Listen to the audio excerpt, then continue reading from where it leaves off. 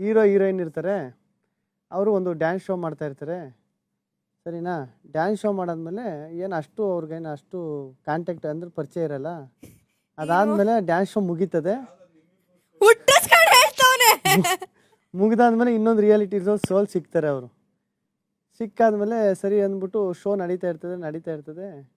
ಹೀರೋಯಿನ್ಗೆ heroine ಕಂಡ್ರೆ ಇಷ್ಟನೇ ಇರೋದಿಲ್ಲ, ಬಟ್ ಹೀರೋಗೆ ಹೀರೋಯಿನ್ ಕಂಡ್ರೆ ತುಂಬಾ ಇಷ್ಟ ಇರ್ತದೆ.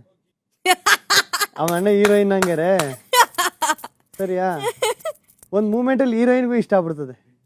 ಇದು ಯಾವ್ದೋ ಮೂವಿನೇ ಇಲ್ಲ, ಇದು ಸೀಸನ್ 12 ಬಿಗ್ ಬಾಸ್ ಇದು ಮೂವಿನೇ ಇಲ್ಲ ಇದು.